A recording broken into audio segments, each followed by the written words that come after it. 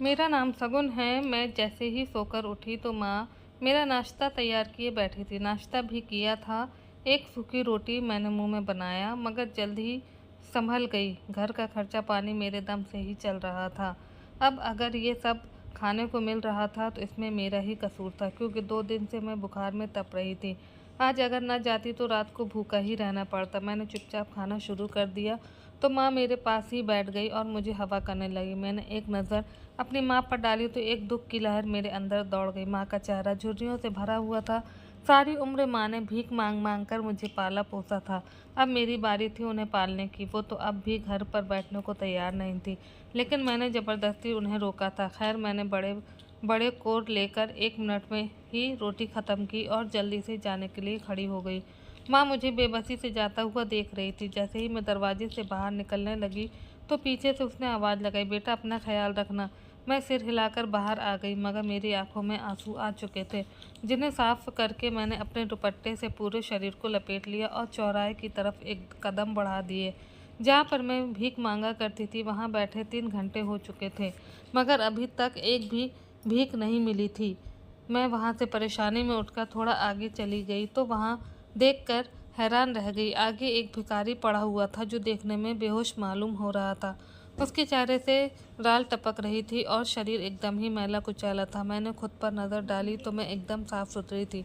इस भिखारी के पास ज़मीन पर काफ़ी पैसे पड़े हुए थे, मगर उसे कोई होश हो तब ना। मैंने सोचा, ये कौन सा नया भिखारी आ गया है जो मेरी रोजी रोटी पर लात मारने की कोशिश में है। मैं धीरे धीरे चलती हुई उसके पास आ गई और ललचाई नज़रों से ज़मीन पर पड़े पैसों को देखने लगी। अचानक से ही उस भिखारी ने आंखें खोली और हाथ बढ़ाकर मेरी टांग पकड़ ली। मैं तो एकदम से डर गई और उसको पीछे धकेलकर खुद को छुड़वाने लगी, मगर उसमें बहुत ताकत थी। उसने एक झटके से मेरी टांग खींची और मैं धड़ाम से नीचे गिर पड़ी।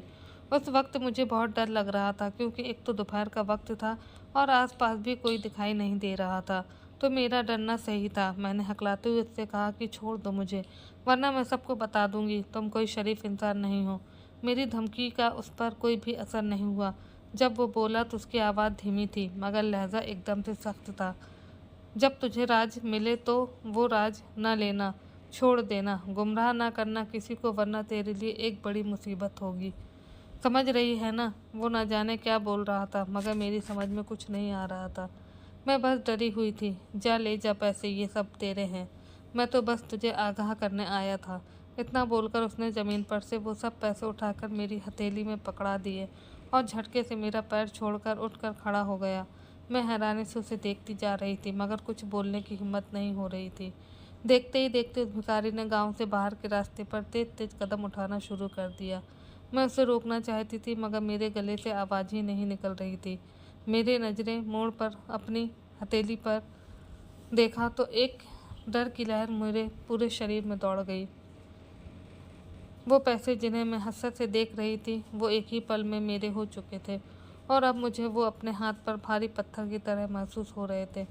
मैं देख सकती थी कि इनका बोझ बहुत ज़्यादा है, लेकिन उस भिखारी ने ये सब मुझे क्यों दे दिए? मैं तो उसे जानती भी नहीं थी। एक नया सवाल मेरे दिमाग में चलने लगा। शायद मैं कहीं और ही खो जाती, मगर वहाँ एक दो लोगों के आने से मुझे मेरी सोच में गुम हो जाने से रोक दिया। मैंने जल्दी से वो सारे पैसे इकट्ठे किए, दुपट्टे के पल्लू से बांधे और सुस्त कदमों से घर की तरफ चल दी। घर गई तो माँ बर्तन धो रही थी। हैरत से बोली, तू इतनी जल्दी आ गई, कहीं तबीयत ज़्यादा ख़राब तो नहीं हो गई थी?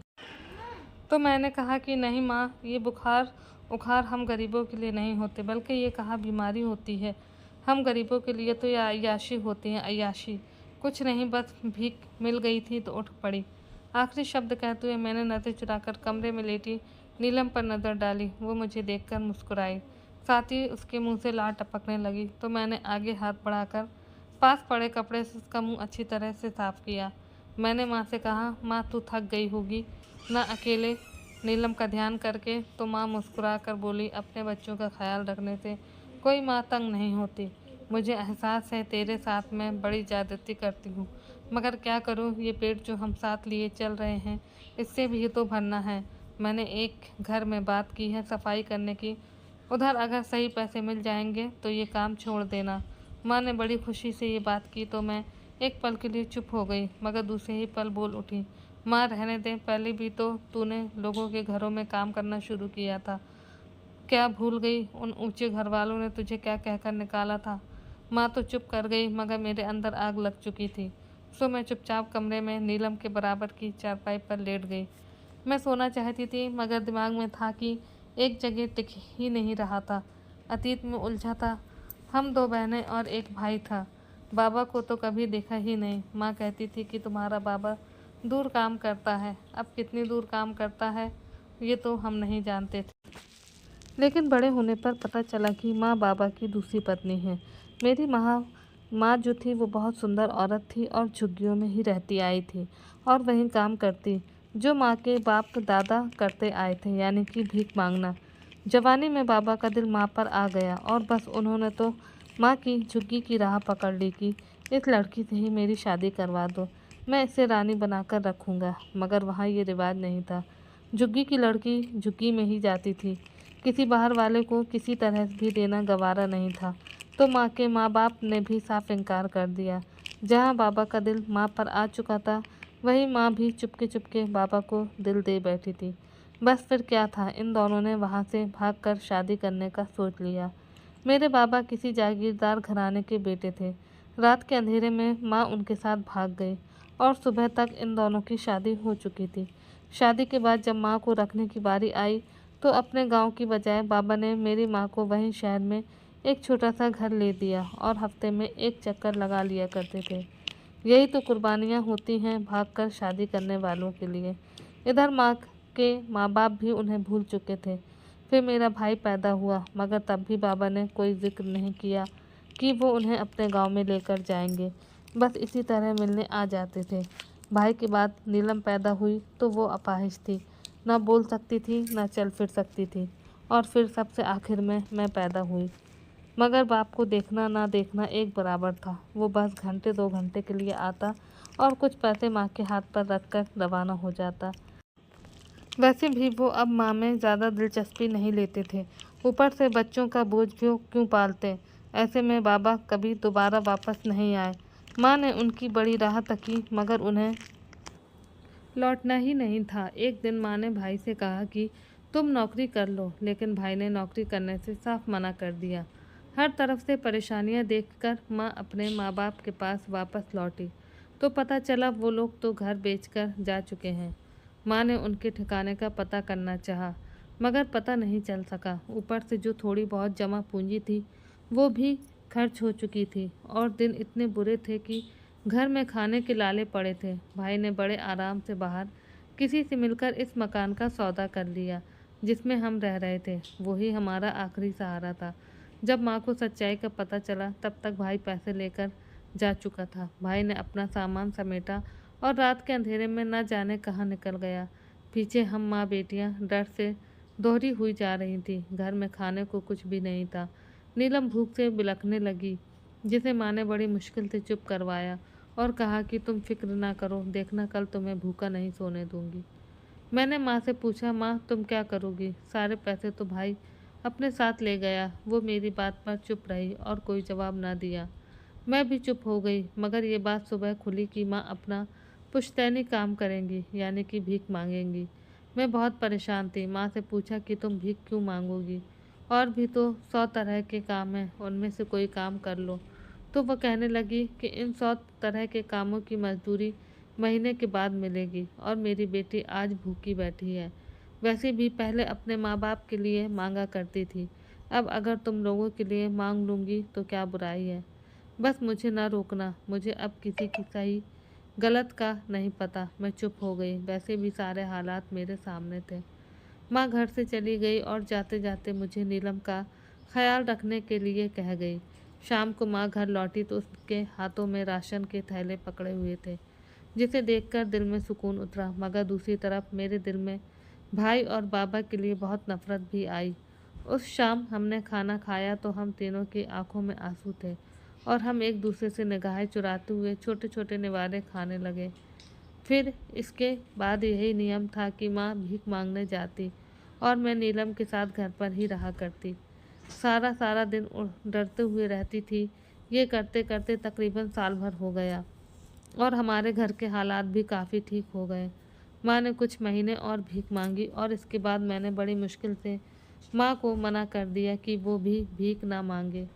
हम दोनों मिलकर कमा लेंगे। लेकिन इस इलाके में कामकाज मुमकिन नहीं था क्योंकि सब लोग हमें भिखारी जानते थे।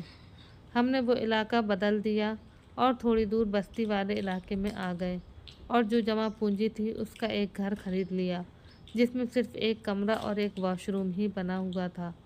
कच्चा सा घर था जिसकी छत बरसात में टपकती थी, मगर इस घर का सहारा भी बड़ा था। यहाँ आकर माँ ने एक दो घरों में साफ सफाई का काम करना शुरू कर दिया। तनख्वाह तो बहुत कम थी मगर ईमानदारी की थी, यही बहुत था। मैं भी माँ के साथ अक्सर काम करने चली जाया करती थी। 4 महीने तो सही से गुजरे मगर फिर एक दिन किसी ने माँ को देख लिया और जिनके घर में वो काम करती थी उन्हें बता दिया कि ये औरत पहले भी मांगती थी। वहाँ पर मालकिन ने बुलवा कर माँ से पूछा तो वो भला मना करती भी क्यों। उन्होंने कहा कि वो वाकई में भीख मांगती रही है। इस बात ने तो एक नया तूफान खड़ा कर दिया। उस औरत को परेशानी थी कि घर में एक भीख मांगने वाली काम कर रही है और मुझे पता ही नहीं। भलाई का तो दौर ही नहीं रहा। माँ ने उससे कहा कि मैं पहले भीख मांगती थी मगर अब नहीं मांगती। अब खुद कमाकर अपने बच्चों को भी खिलाती हूँ। मगर उस औरत के दिमाग पर न जाने कौन सी धुन सवार थी। वो माँ को घर से लेकर गली में चली आई और पूरा मोहल्ला जमा करके ऐसा तमाशा लगाया कि पूछो मत। इस हादसे के बाद माँ को काम पर रखता कौन या नया नया काम कौन देता, लेकिन माँ हर एक की ज़बान पर हमारा चर्चा ज़रूर होने लगा। पहले मैं बाहर की दुकानें वगैरह तक चली जाती थी मगर अब ये भी मुश्किल था। हफ्ता भर तो हम बड़ी मुश्किल से रहे मगर जब राशन और नीलम की दवाइयाँ ख़त्म होने लगी तो मैंने माँ से कहा कि माँ अब तुम रहने दो, मैं काम पर जाऊँगी। माँ ने हैरानी से पूछा कि तुम्हें कौन काम देगा। मैंने कहा अगर हम यहाँ से भी कहीं और चले गए तो फिर ऐसे ही कोई उठकर आ जाएगा जो हमारी सच्चाई बताए बगैर मरेगा नहीं। हम भिखारी हैं और भीख ही मांगते रहेंगे। उसने मुझे समझाने की बड़ी कोशिश की मगर मैं नहीं समझी क्योंकि मुझे समझना ही नहीं था। जब पेट की भूख समझने नहीं दे रही थी तो मैं आखिर क्यों समझती।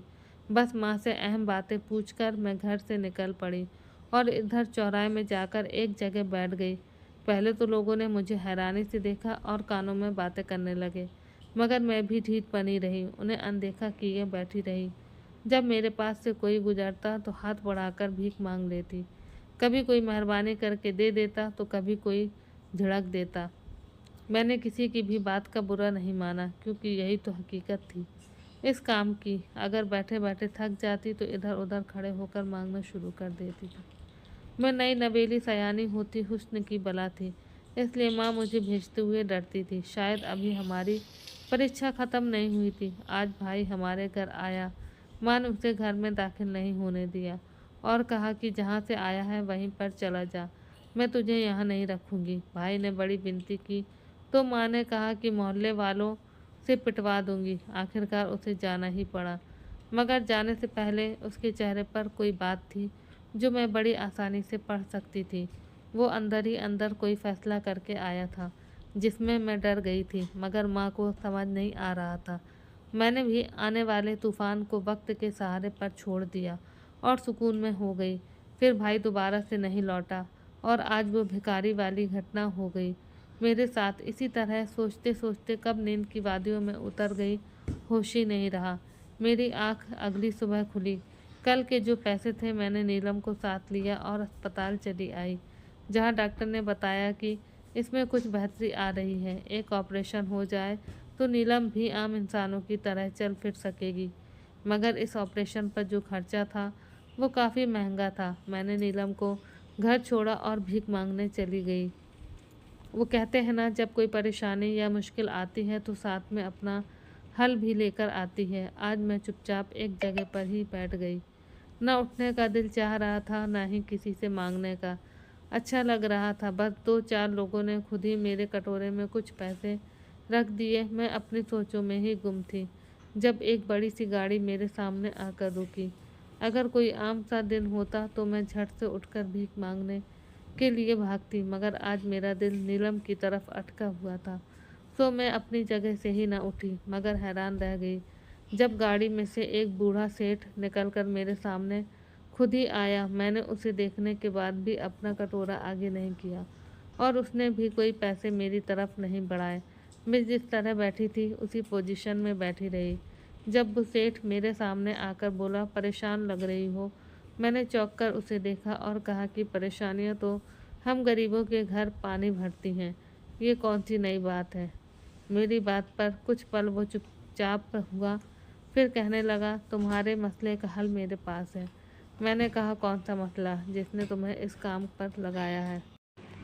पैसे चाहिए ना तुम्हें, मैं दूंगा तुम्हें पैसे, जितने चाहोगी मेरे साथ चलो। बस ये शब्द मेरे कानों में शीशी की तरह लगे। मैं शक्ति से बोली, सेठ अगर इज्जत प्यारी है तो यहाँ से चला जा, वरना वो हाल करूँगी कि शीशे में खुद को नहीं पहचान सकेगा। मेरी बात पर गुस्सा होने की बजाय वो हंसने लगा और बोला कि ऐसी थोड़ी लेकर जा रहा हूँ, शादी करके लेकर जाऊँगा। मैंने हैरत से पूछा कि इससे तुझे क्या मिलेगा। वो कहने लगा कि भले मुझे कुछ ना मिले, मगर तुम्हारे घर में पैसा आ जाएगा।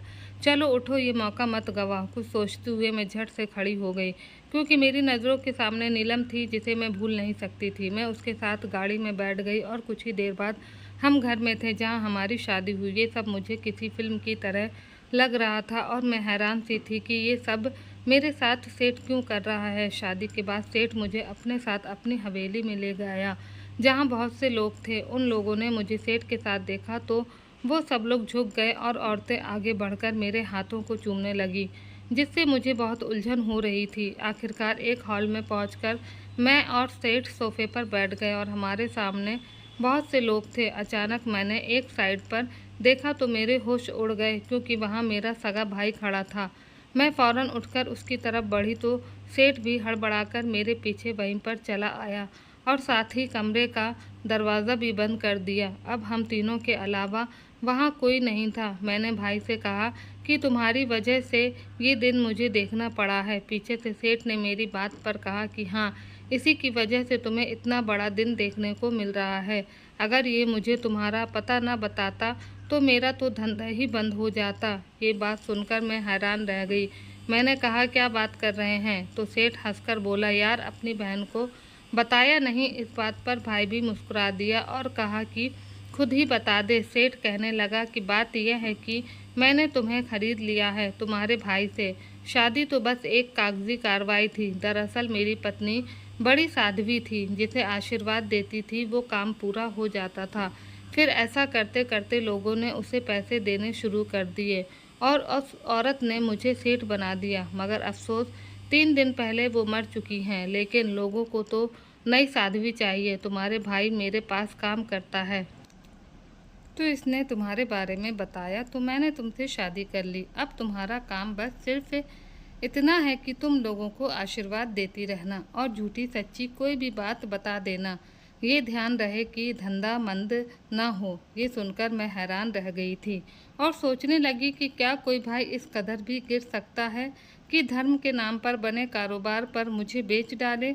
उसी वक्त मुझे उस भिखारी की बात याद आई तो मेरे रोंगटे खड़े हो गए। यानी वो भिखारी मुझे इसी बात से आगाह कर रहा था। फिलहाल कुछ नहीं हो सकता था। मैंने सेठ की बात पर हामी भरी और कहा कि शाम को मुझे घर जाना है। मेरी माँ को कुछ पता नहीं है। सेठ तो बड़ा खुश था। उसने मुझे ड्राइवर के साथ घर भिजवा दिया।